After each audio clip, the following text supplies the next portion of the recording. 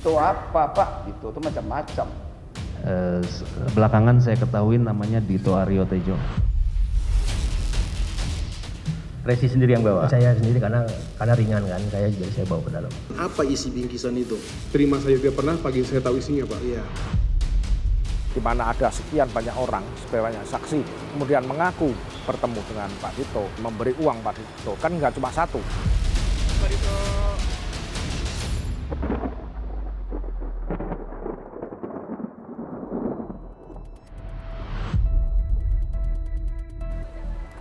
Pak Dito, sehat Pak Dito. Sehat Pak. Kan di pemerintahan saat ini semua orang sama di hadapan hukum. Yang ditunggu-tunggu oleh publik akhirnya muncul juga. Setelah 3 bulan lebih, namanya sempat menjadi epicentrum perhatian. Menteri Pemuda dan Olahraga Dito Aryo Tejo muncul kembali. Seperti biasanya, Menteri paling muda di Kabinet Indonesia Maju ini selalu menebar senyum lebarnya. Rabu 11 Oktober lalu, Dito Aryo Tejo datang ke Pengadilan Tipikor Jakarta Pusat untuk memberikan kesaksian.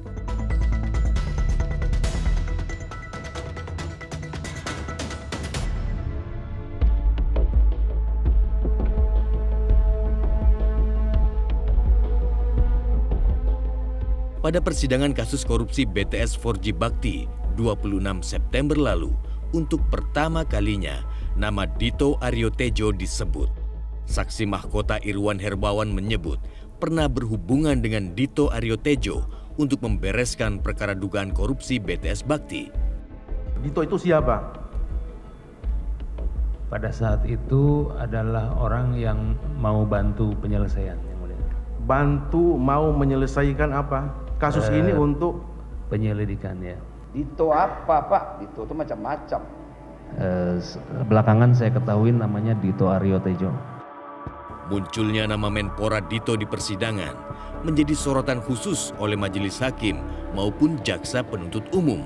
Terlebih, saksi Irwan Hermawan menyebut pernah datang dan bertemu langsung di rumah Dito Aryo Tejo di Jalan Denpasar nomor 34, Jakarta Selatan. Jadi saudara pernah ke rumahnya dia? 1 kali ya. 1 kali. Ya. Kan pernah namanya itu. Bagaimana? Kan pernah namanya. Ya. Pernah. Pernah 1 kali. Pernah 1 kali bertemu. Sempat ngomong. Saya hanya dikenalkan saja oleh. Hanya dikenalkan. Iya. Dikenalkan berarti salaman kan Pak? Salaman. Namun apa mau dikata, Menpora Dito Aryo Tejo selalu menjawab tidak tahu dan tidak kenal. Dito membantah semua keterangan saksi-saksi sebelumnya. Tahu saudara dengan Irwan Hermawan? Tidak kenal yang mulia. Tidak kenal, Tidak kenal. tapi tahu. Tidak kenal, tidak tahu. Kenal juga. Tidak kenal dan tidak pernah tahu yang mulia. Dengan Galumbang Menak, saudara tahu. Tahu ya. Kenal sejak kapan saudara kenal dengan Galumbang Menak Simanjuntak itu? Kalau kita di lingkungan usaha tahu-tahuan sih sudah lama ya, tapi baru sempat kita pernah kenal di akhir tahun 2021 mungkin yang mulia. Akhir 2021? 2000, iya, yang mulia. Dito hanya mengaku saling kenal dengan Galumbang Menak Simanjuntak. Dito mengaku bertemu Galumbang untuk berkonsultasi urusan bisnis perusahaan milik Dito sebanyak 2 kali. Dito mengaku saat bertemu dengan Galumbang Menak di rumahnya juga ada staf PT Mora Telematika Indonesia, Resi Yuki Bramani. Bicaranya apa yang intensnya bicaranya? Tidak Pak, hanya sebatas opportunity saja Pak. Opportunity dan penjajakan yang tadi itu Pak. Dengan bisnis tadi, penjajakan seperti tadi. Nggak ada bicara lain lagi? Tidak ada Pak. Nggak ada? Tidak ada. Saudara yang mengontak dia, menelepon dia atau WA dia dulu. Beliau, seingat saya. Oh dia? Iya. Dito mengaku tidak mengenal sama sekali dengan Irwan Hermawan. Padahal dalam persidangan sebelumnya, Irwan mengaku pernah bertemu Dito Aryo Tejo di rumahnya di Jalan Denpasar bersama dengan Resi. faktanya dia katanya datang ke rumah itu. Saya merasa tidak pernah melihat beliau, Iya. tidak mengenal. Iya. Kemudian kemarin juga pada saat pemeriksaan saksi Rezi, Siap Yang Mulia. ya, pada saat datang di rumah saudara di Jalan Denpasar nomor 34 itu, dia ada membawa bingkisan. Itu keterangannya Rezi. Siap.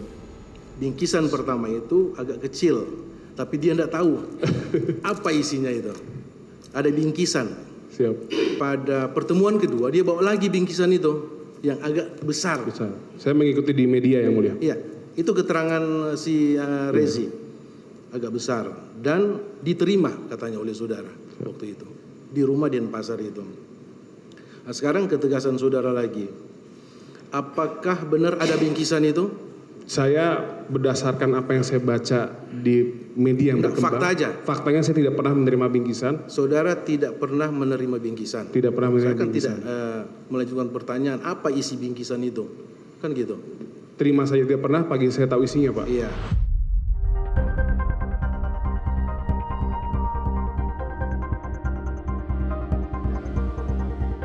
Inilah sosok Resi Yuki Brahmani, anak buah Galumbang Menak. Resi adalah kurir yang mengantarkan uang untuk Dito Aryo Tejo. Dalam persidangan untuk terdakwa Irwan Hermawan dan Galumbang Menak, Senin 9 Oktober lalu, Resi mengaku memberikan bingkisan kepada Dito di rumah tinggalnya di Jalan Denpasar nomor 34, Jakarta Selatan.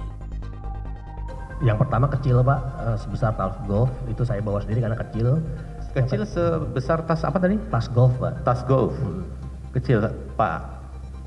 Resi sendiri yang bawa. Saya sendiri karena ringan kan, jadi saya bawa ke dalam.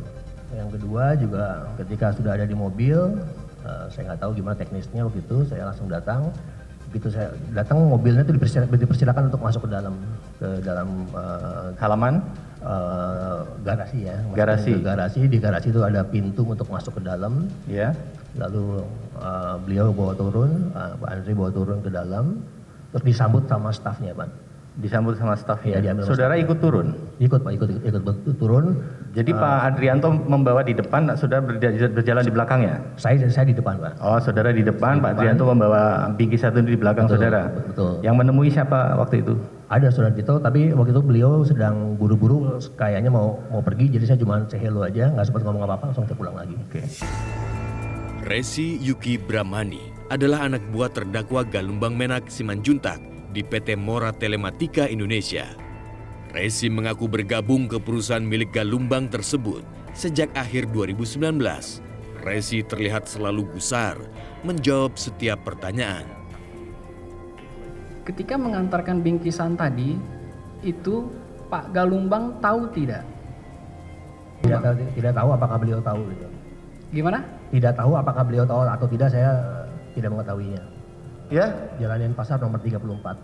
Iya, alamat yang dituju rumah siapa itu? Rumah saudara Dito, Pak. Saudara Dito. Dito siapa? Dito Aryo Tejo. Jelas-jelas bicara, jangan dipotong-potong. Iya, Dito Aryo Tejo, Pak. Nah, Dito Aryo Tejo. Betul. Jalan Denpasar nomor 34. 2 kali ke situ? 2 kali, Pak. Dengan besaran paket yang sama? Yang satu kecil, yang satu saya nggak tahu sebesar apa, Pak.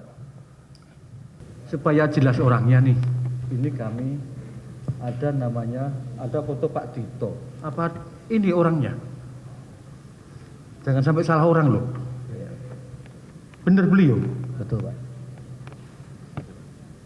Saksi, benar beliau atau Betul. bukan? Betul, Pak. Gerbang itu Pak, saya masuk mundur, udah nyampe di garasi yang di dalam itu, langsung langsung berhenti di garasi itu, saya turun, saya buka itu bagasi, ngambil paket itu, terus ada orang yang ngambil. Resi mengaku bahwa dirinya diperintahkan oleh Irwan Hermawan untuk bisa membawa bingkisan sebanyak 2 kali ke rumah Dito Aryo Tejo yang berada di Jalan Denpasar Raya nomor 34 ini. Penyerahan bingkisan ini dilakukan sebanyak 2 kali, di mana penyerahan yang pertama, Resi membawa bingkisan itu sendiri masuk ke dalam rumah Dito Aryo Tejo, dan kemudian saat ia bertemu dengan Dito, Resi mengaku bahwa ia hanya sekedar say hello untuk kemudian Resi langsung pulang. Nah, pada penyerahan yang kedua kali, Resi mengaku bahwa bingkisannya cukup besar. Dan ketika mobil Resi berada di garasi mobil rumah Dito, bingkisan tersebut akhirnya diambil oleh staf dari Dito Aryo Tejo.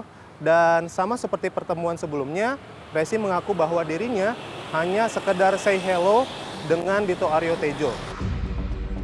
Yang jelas, Irwan Hermawan mengaku pemberian uang untuk Dito sebanyak 2 kali. Termin pertama sebesar 20 miliar rupiah, kemudian ditambah lagi 7 miliar rupiah. Demi membereskan perkara BTS 4G Bakti, telah dialirkan upeti tidak kurang dari 108 miliar rupiah. Uang mengalir sejak Maret 2020 hingga Desember 2022.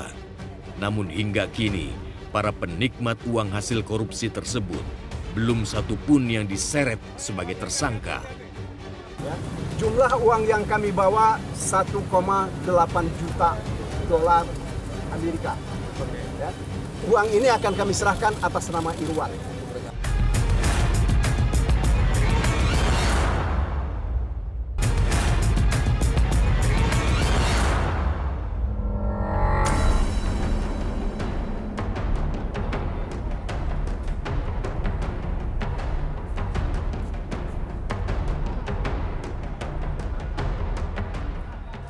Inilah duit dolar senilai 27 miliar rupiah yang ramai disebut-sebut sejak 3 bulan terakhir. Perlu 2 orang untuk membawa gepokan uang dolar Amerika tersebut. 13 Juli lalu, pengacara senior Magdir Ismail dan Handika Honggowongso menyerahkan uang 1,8 juta dolar Amerika atau setara dengan 27 miliar rupiah ke Kejaksaan Agung. Ya. Jumlah uang yang kami bawa 1,8 juta dolar Amerika. Ya. Uang ini akan kami serahkan atas nama Irwan untuk recovery terhadap hal-hal yang sudah pernah dia terima dan sesuai dengan komitmen ini yang kami bawa semuanya. Magdir Ismail dan Handika Honggowongso tidak lain adalah pengacara dari Irwan Hermawan dan Galumbang Menak Simanjuntak, terdakwa kasus korupsi BTS 4G Bakti. 4 Juli lalu, seseorang berinisial S menghubungi Handika untuk menyerahkan uang ke kantor Magdir Ismail di Jalan Latu Harhari di kawasan Menteng, Jakarta Pusat. Sekalipun toh nomor seri uangnya belum tentu sama persis, namun patut diduga uang tersebut berasal dari sumber yang sama, yaitu Dito Aryo Tejo. Namun sayangnya, hingga kini Kejaksaan Agung belum memeriksa sosok yang disebut-sebut berinisial S tersebut. Entah sebuah kebetulan atau tidak, sehari sebelumnya pada 3 Juli, Menpora Dito Aryo Tejo diperiksa oleh Kejaksaan Agung. Setelah diperiksa selama 2 jam, Menpora Dito Aryo Tejo hanya memberikan keterangan pers kurang dari 3 menit. Kehadiran saya hari ini sebagai individu, bukan sebagai Menteri Pemuda dan Olahraga, karena tudingannya dan tuduhannya juga itu Dito sebagai warga negara biasa dan itu periode waktunya juga sebelum saya menjadi Menteri Pemuda dan Olahraga. Dalam beberapa kesempatan, Realitas meminta konfirmasi terkait pengembalian uang 27 miliar rupiah tersebut. Namun Menteri Dito selalu membantahnya.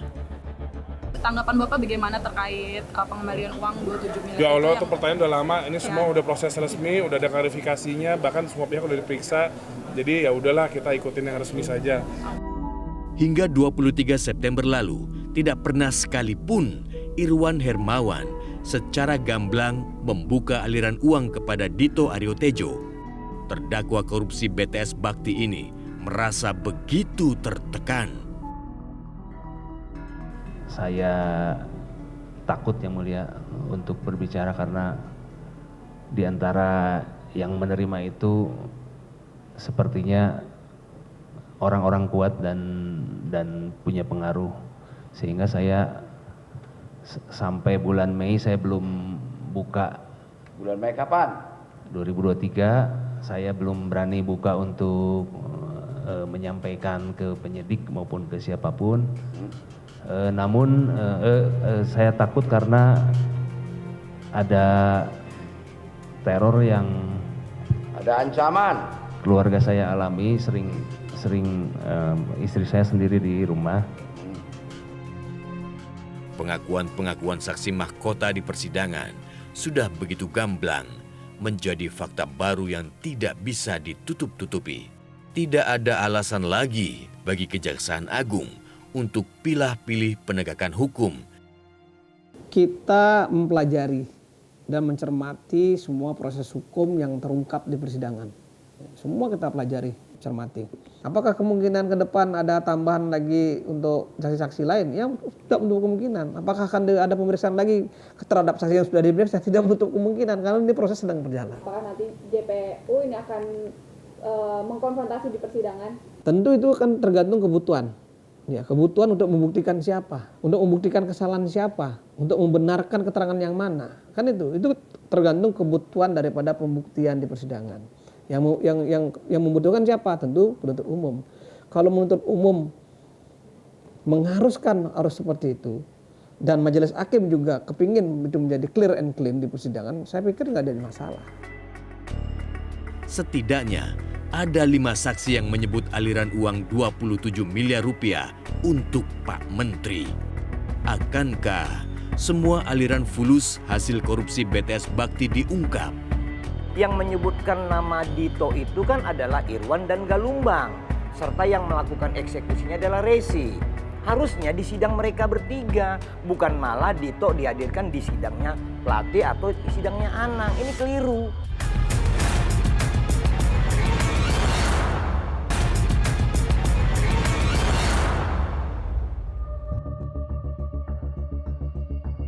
Termasuk pekerjaan tidak pernah berani. Ada yang berbeda dengan persidangan 11 Oktober lalu. Lain dari biasanya, baik majelis hakim maupun jaksa penuntut umum terlihat tidak begitu gencar mencecar saksi dengan pertanyaan-pertanyaan kritis. Dito mengaku bertemu dengan Galumbang Menak dan Resi Yuki sebanyak 2 kali. Sementara, Resi juga mengaku membawa bingkisan uang ke rumah Dito sebanyak 2 kali. Meski begitu, hakim dan jaksa penuntut tidak mendetailkan pernyataan tersebut. Dalam catatan realitas, setidaknya ada 4 kesaksian yang beririsan, yaitu konteks pertemuan dengan Dito Aryo Tejo di rumahnya di Jalan Denpasar. Namun yang diakui Dito hanyalah pertemuan dengan Resi dan Galumbang Menak. Pengakuan Dito bertemu dengan Galumbang Menak bersama Resi hingga 2 kali di rumahnya belum pernah terungkap di persidangan sebelumnya. Dalam persidangan 11 Oktober lalu, pemanggilan saksi tambahan tidak ubahnya jadi ajang silaturahmi basa-basi. Nggak pernah minta duit. Dan nggak pernah ngasih. Kalau ada yang ngasih katanya bingkisan doang, ya nggak tahu juga. Saya nggak tahu. Tapi bingkisan tuh isinya apa sih Pak? Nggak tahu saya. Hah? Nggak tahu. Dolar atau? Nggak tahu. Apa uang Pak? Nggak tahu. Bantahannya seperti apa? Apakah memang betul atau enggak Pak? Gitu, Ya sudah bersumpah pokoknya semua orang. Iya Pak ya. Tanggung jawab. Makasih Pak. Makasih Pak.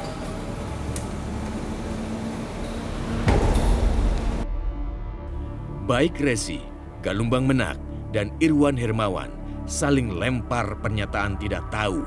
Tidak satu pun yang mau menjawab gamblang siapa pemberi instruksi pemberian uang untuk Dito maupun pihak lainnya. Penyerahannya di waktu siang, malam atau pagi Pak? Dan Pak Dito Aryo Tejo waktu itu ada di mana posisinya? Di ruang tamu atau di mana Pak? Iya Mas. Pada sih nggak tahu. Taktuin sedikit ya Pak. Indonesia Audit Watch menilai pemanggilan Dito Aryo Tejo sebagai saksi persidangan Joni Plate, Anang Ahmad Latif, dan Yohan Suryanto salah sasaran. Semestinya Dito Aryo Tejo justru dihadirkan sebagai saksi tambahan dalam perkara Irwan Hermawan dan Galumbang Menak. Kalau kita perhatikan bahwa sidang ini menjadi seperti mohon maaf, jadi silaturahmi bukan kesaksian. Ini layaknya menjadi silaturahmi kenalan om dengan ponakan yang baru. Ini keliru. Saran kami, Komisi Yudisial melakukan pengawasan terhadap semua sidang-sidang kasus BTS, kasus korupsi ini. Karena ini mulai bias ya. Kita lihat yang menyebutkan nama Dito itu kan adalah Irwan dan Galumbang. Serta yang melakukan eksekusinya adalah Resi. Harusnya di sidang mereka bertiga, bukan malah Dito dihadirkan di sidangnya Plate atau sidangnya Anang. Ini keliru. Ini sudah saatnya Komisi Yudisial melakukan pengawasan. Tidak cukup hanya pengawasan publik atau pengawasan media atau sidang yang terbuka untuk umum. Bila perlu ada supervisi dari KPK mengawasi sidang ini. Jangan-jangan ada sesuatu yang tidak baik.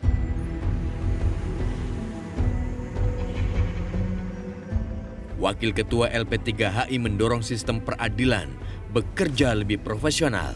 Sebab bagaimanapun penyebutan nama Dito Aryo Tejo sudah menjadi fakta persidangan. Itu sebabnya menjadi kewajiban jaksa penuntut umum dan hakim untuk menghadirkan Dito di persidangan terdakwa Irwan Hermawan dan Galumbang Menak. Bantahan-bantahan seperti ini ya nggak masalah. Nggak masalah, itu hak masing-masing untuk membela diri. Boleh aja. Makanya tapi bagaimana kemudian apa yang terungkap di persidangan itu menjadi pintu masuk bagi penyidik untuk memperdalamnya. Bukan hanya sekedar ini pasrah udah, oh ya udah selesai. Enggak. Karena apapun kan uang itu cukup besar. Di mana ada sekian banyak orang, sekian banyak saksi, kemudian mengaku bertemu dengan Pak Dito, kemudian memberi uang Pak Dito. Kan nggak cuma satu. Ada beberapa saksi yang mengatakan itu. Sementara yang membantah hanya satu orang. Sehingga kemudian semua orang, publik akan mengetahui dengan jelas siapa yang bohong, kan gitu. Dan kalau bohong ya udah, masukkan ada memberikan keterangan palsu di bawah sumpah itu ada ancaman pidananya. LP3HI menilai Kejaksaan Agung belum bekerja maksimal untuk mengungkap aliran dana korupsi BTS 4G Bakti. Padahal kotak Pandora penerima aliran fulus hasil korupsi sudah terbuka lebar. Sudah sepatutnya Kejaksaan Agung mendalami setiap fakta persidangan tanpa pilih sasaran tembak. Kunci-kuncinya sudah terbuka. Misalnya Irwan, Windy itu pemberi itu sudah diangkut jadi terdakwa maka. Nah kemudian dari pihak pejabat publiknya, pejabat negaranya juga sebagian sudah ada. Nah tinggal klaster-klasternya kan. Klaster pengawas misalnya, kemudian klaster narkos. Nah ini yang menurut saya memang pola-pola penyelesaian yang tuntas itu harus menyelesaikan semuanya. Jangan sampai mempertaruhkan nama baik Republik inilah di mata internasional dengan cara penyelesaian perkara yang cuma setengah-setengah. Ya kalau penyidik nothing tulus lah. Toh juga mereka digaji negara, biaya operasionalnya juga dibiayai oleh APBN, jadi nggak perlu segan-segan dan nggak perlu takut untuk itu. Kejanggalan demi kejanggalan dalam pengungkapan perkara korupsi dana BTS Bakti kembali bermunculan. Fakta-fakta persidangan dalam perkara ini seolah diabaikan begitu saja oleh penyidik. Tidak semestinya Kejaksaan Agung tebang pilih dalam mengungkap aliran fulus korupsi. Profesionalisme dan independensi Kejaksaan Agung menjadi pertaruhan dalam menegakkan keadilan. Jangan sampai penegak hukum bermain mata dalam mengungkap mega korupsi BTS Bakti. Metro TV. Jelajahi cara baru mendapatkan informasi. Download Metro TV Extend sekarang.